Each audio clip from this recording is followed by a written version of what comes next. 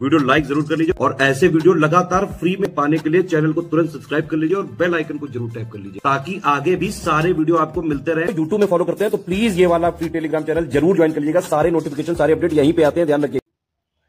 नमस्कार दोस्तों, exam preparation के यूट्यूब चैनल पर एक बार फिर से आप सभी का मैं प्रियंका बहुत बहुत स्वागत करती हूँ।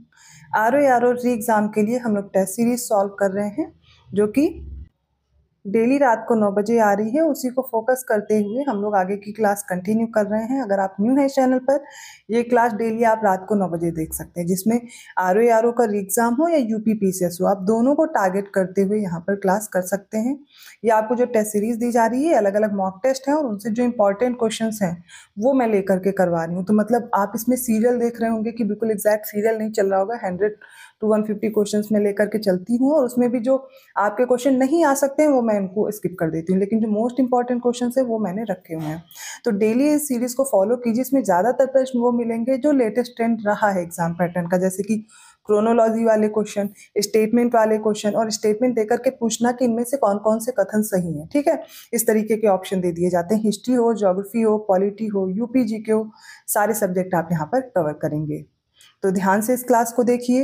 इसके साथ साथ आप टेस्ट सीरीज ज्वाइन करना चाहते हैं या पेड क्विज लेना चाहते हैं, कंप्लीट क्रैश कोर्स पाना चाहते हैं, इसके लिए आप स्टडी फॉर सिविल सर्विसेज का कोर्स ज्वाइन कर सकते हैं। ये पेड ग्रुप के लिए आपको नंबर्स प्रोवाइड किए गए हैं।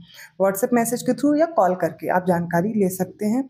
कोशिश कीजिए अभी जो आप पढ़ रहे हैं उसको रिवाइज कीजिए, साथ में अच्छे से प्रैक्टिस कीजिए। प्रैक्टिस के लिए आपको टेस्ट सीरीज अवेलेबल कराई जा रही है, जो कि आपको पता है जो अभी लेटेस्ट ट्रेंड रहा है यूपीपीएससी का और बदलता जा रहा है, तो उसके अकॉर्डिंग आप खुद को तैयार कीजिए। आप वही पैटर्न फॉलो कीजिए, ना कि आप अलग से ऐसा कंटेंट पढ़ रहे हो जो आपके एग्जाम के लिए इंपॉर्टेंट भी ना हो और आपका टाइम वेस्ट हो जाए। ठीक है, तो आपको अब इतना पता होगा, आप एग्जाम देते हुए इतना समझ गए होंगे कि आपको कैसा ट्रेंड और पैटर्न रहा है और कैसे आपको कंटेंट अपना चूज करना है। ठीक है, इसके अलावा मैं जानकारी देना चाहूँगी, अगर आप कोर्स लेना चाहते हैं स्टडी फॉर सिविल सर्विसेज का तो ऐप डाउनलोड कर लीजिए। ऐप से आपको कोर्स मिल जाएगा जिससे आप आसानी से परचेज कर पाएंगे और ज्ञान सर कूपन कोड अप्लाई करेंगे तो डिस्काउंट भी मिल जाएगा।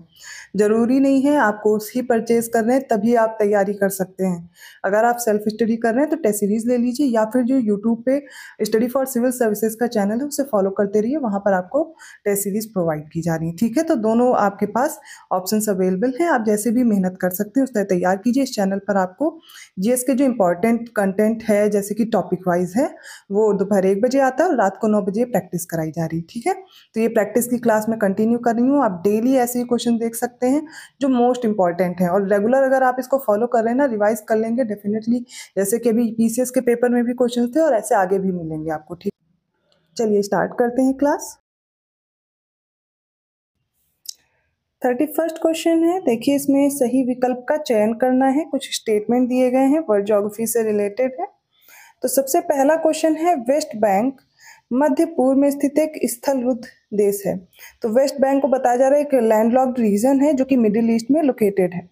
सेकंड स्टेटमेंट है, वेस्ट बैंक की सीमा पश्चिम और उत्तर में इजराइल से लगती है और इसकी सीमा पूर्व में इजराइल से लगती है बताया जा रहा है और दक्षिण पश्चिम में मृत सागर अर्थात डेड सी के साथ एक छोटी सी सीमा साझा करता है।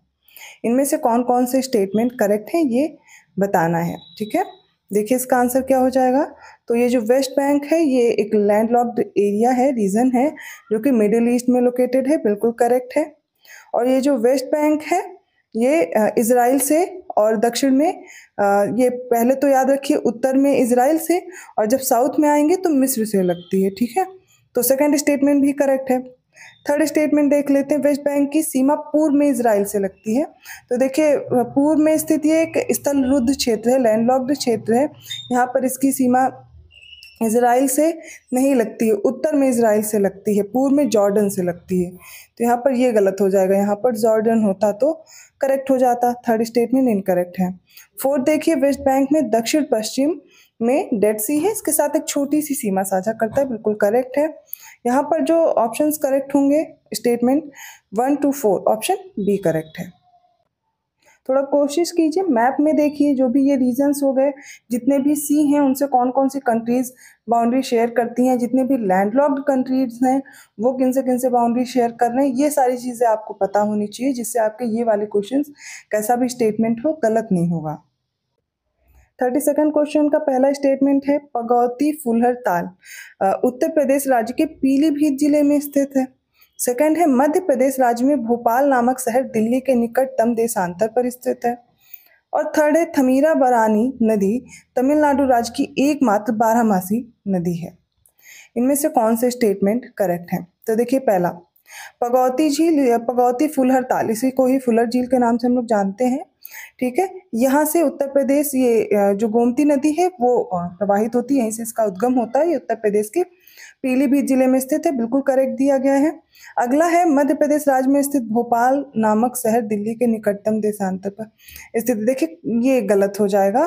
दिल्ली के निकटतम जो देशांतर की जब बात की जाएगी, यहाँ पर देशांतर की अर्थात लॉन्गिट्यूड की बात हो रही है, ठीक है, तो हो जाएगा कर्नाटक राज्य में जो बेंगलुरु है वो दिल्ली के निकटतम लॉन्गिट्यूड पर है। ठीक है, नेक्स्ट है थमीरा बरानी नदी, ये तमिलनाडु राज्य की एकमात्र बारहमासी, बारहमासी का मतलब होता है पेरिनियल रिवर। अभी मैंने जो रिवर वाली क्लास पढ़ाई उसमें आपको बताया कि उसमें साल भर पानी रहता है, निरंतर प्रवाह बना रहता है, पानी की कमी नहीं होती, इसीलिए से पेरिनियल रिवर या फिर बारहमासी नदी कहते हैं।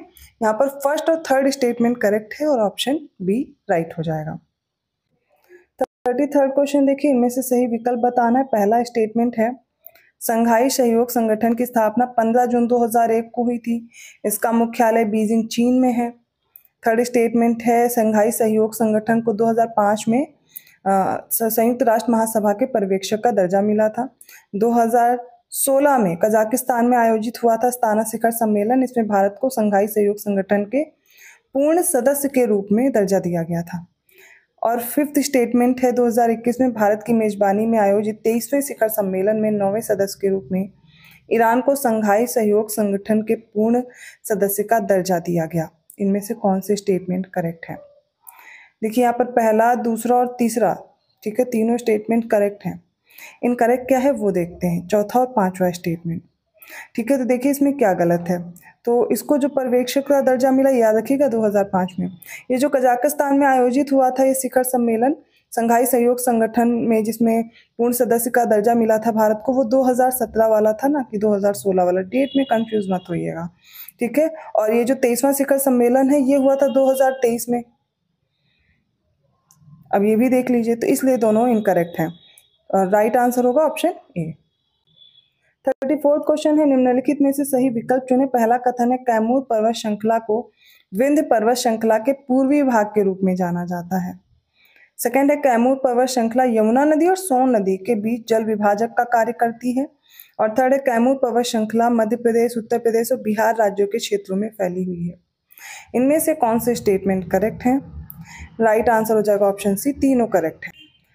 35th क्वेश्चन देखिए, सही विकल्प चुनना है। पहला है माल्टा एक द्वीप देश है, ठीक है, जो भूमध्य सागर में स्थित है। Malta is an island country which is located in the central Mediterranean sea. Second statement है भारत में ब्रह्मपुत्र नदी को यालुंगजंगबो के नाम से भी जाना जाता है।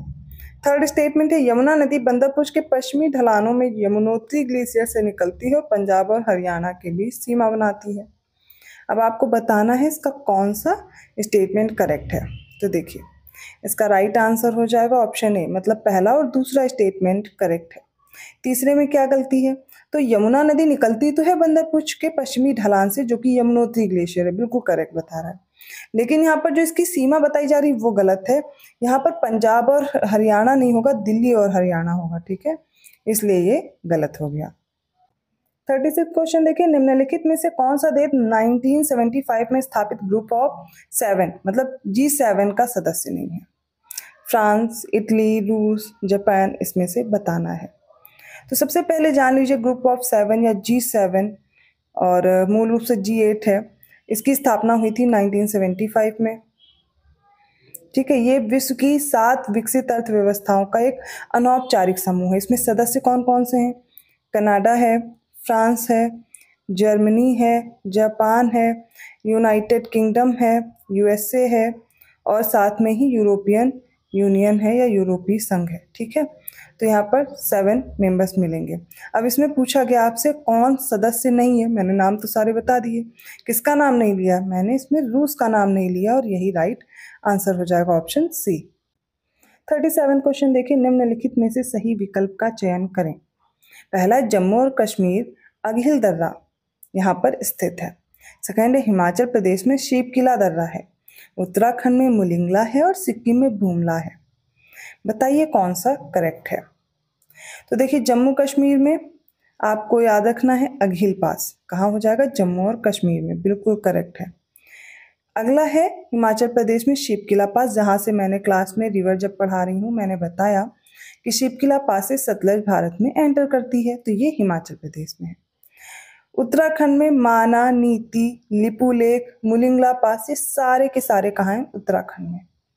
सिक्किम में नाथुला है, जेलेपला है, नाकुला भी है, लेकिन बुमला नहीं है, तो ये इनकरेक्ट है। अब ये बुमला कहाँ है, तो बुमला, बोमडिला इसी को बोलते हैं, डाफर वाला, ये सारे कहाँ पे हैं, अरुणाचल प्रदेश में है, ठीक है, ना कि सिक्किम में है। यहाँ पर करेक्ट आंसर क्या हो जाएगा, ऑप्शन बी। 38 क्वेश्चन देखिए, निम्नलिखित में से सही विकल्प चुने। पहला, पटकाई पर्वत श्रृंखला भारत की म्यांमार के साथ उत्तर पूर्वी सीमा पर स्थित है, नॉर्थ ईस्टर्न बॉर्डर। पहले तो डायरेक्शन देखिए, नॉर्थ, साउथ, ईस्ट और वेस्ट, ठीक है, इतना तो आपको पता है। तो बताया जा रहा है नॉर्थ ईस्ट बॉर्डर पर स्थित है पटकाई, ठीक है। नेक्स्ट है, पटकाई पहाड़ियां भारत के उत्तर पूर्वी क्षेत्र में पूर्वांचल पहाड़ियों का मतलब ये हिस्सा है।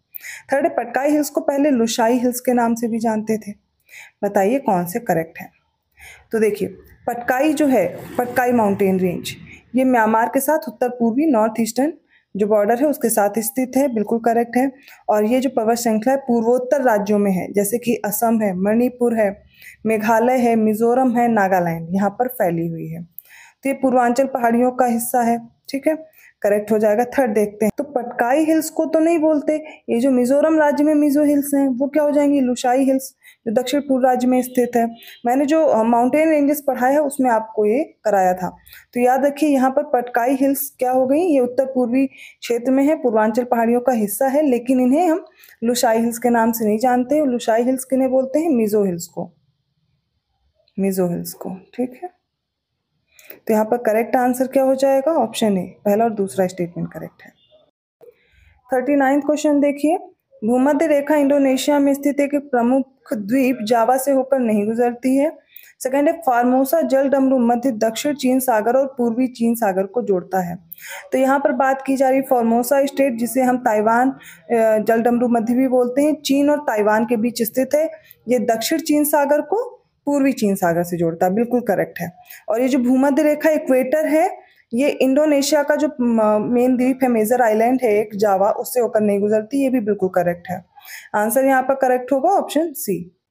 40वां प्रश्न देखिए, पहला स्टेटमेंट है, केरल की सबसे बड़ी जल विद्युत परियोजना को इडुक्की जल विद्युत परियोजना के नाम से जाना जाता है, जो इडुक्की जिले में स्थित है। सेकंड है, इडुक्की जल विद्युत परियोजना केरल राज्य में पेरियार नदी बेसिन पर स्थित है।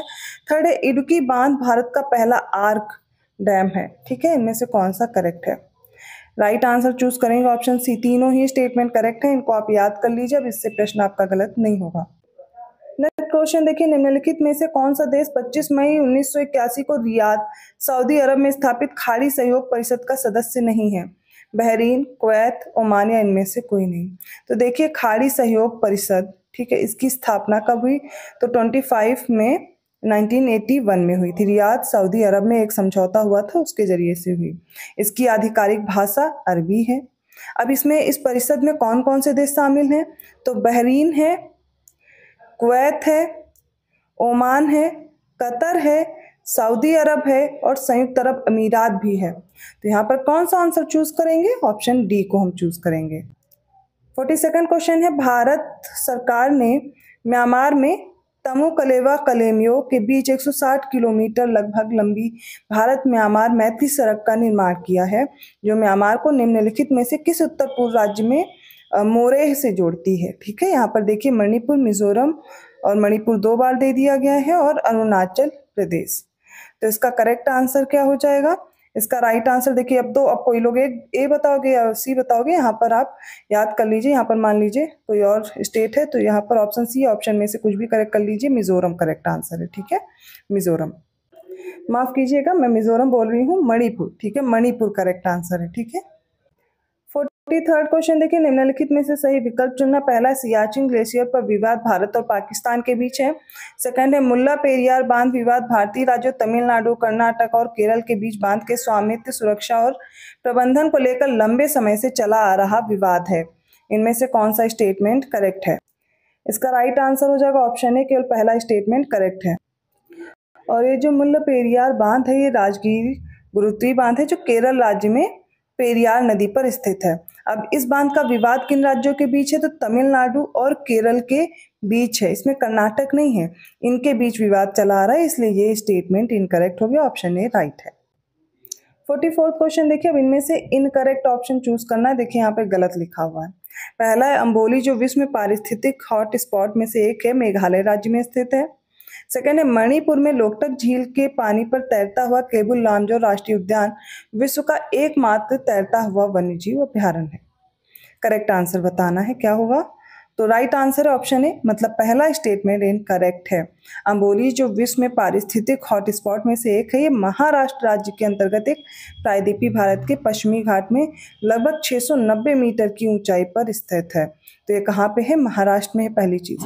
फिर मणिपुर में एक लेक है, लोकटक लेक, इस पर एकमात्र भारत का एकमात्र फ्लोटिंग नेशनल पार्क है, ठीक है, केबुल लामजाओ, करेक्ट है। 45th क्वेश्चन देखिए, निम्नलिखित में से सही विकल्प चुनना। पहला है, बकखाली बीच पश्चिम बंगाल राज्य में डेल्टा द्वीप पर स्थित है, ठीक है। सेकंड है, अफगानिस्तान में स्थित पोटवार पठार सिंधु नदी और गंगा नदी के बीच जल विभाजक है। थर्ड है, भारत का कोंकण तट कृष्णा डेल्टा और केप कोमोरिन के बीच स्थित है। बताइए कौन सा स्टेटमेंट करेक्ट है? देखिए पहला स्टेटमेंट बिल्कुल सही है। सेकंड देखते हैं, तो ये जो पोटवार पठार है ना, ये सिंधु और गंगा नदी के बीच जल विभाजक का कार्य करता है, लेकिन ये अफगानिस्तान में नहीं है, ये पाकिस्तान में है, ठीक है। तो दूसरा स्टेटमेंट इनकरेक्ट है। अब बात करते हैं कोंकण तट। तो एक बात बताइए, कोंकण तट ये कृष्णा और डेल्टा के पास कहाँ से आ जाएगा? केप कोमोरिन के बीच, बिल्कुल गलत है। तो ये हो जाएगा कोरोमंडल। कौन सा है? कोरोमंडल कोस्ट, कोरोमंडल कोस्ट है, इसलिए ये भी स्टेटमेंट इनकरेक्ट है। राइट आंसर ऑप्शन ए, पहला स्टेटमेंट सही है। अब ये जो बकखाली द्वीप है, इसके बारे में जान लीजिए। तो एक हेनरी आइलैंड है पश्चिम बंगाल में, दक्षिण 24 परगना में। तो यहाँ पर बकखाली समुद्र तट के पास एक द्वीप है, बकखाली बीच के नाम से जानते हैं। तो ये पश्चिम बंगाल में स्थित एक डेल्टा द्वीप है, करेक्ट हो जाएगा। तो ये आज के इंपॉर्टेंट क्वेश्चंस थे। आई होप आपको समझ में आए होंगे। किसी भी क्वेश्चन में किसी प्रकार का डाउट लगे आप कमेंट करके पूछ सकते हैं। वीडियो अच्छा लगा तो प्लीज़ लाइक जरूर कीजिए, चैनल को सब्सक्राइब कीजिए और लोगों को शेयर करते रहिए। ऐसे ही कंटेंट के साथ मैं मिलती हूँ अगली क्लास में, तब तक के लिए धन्यवाद। पेड कोर्स में इंटरेस्टेड हैं, डिस्क्रिप्शन बॉक्स में मैंने नंबर प्रोवाइड कर दिया, आप उन पर कॉल या मैसेज करके इन्फॉर्मेशन दे सकते हैं। धन्यवाद।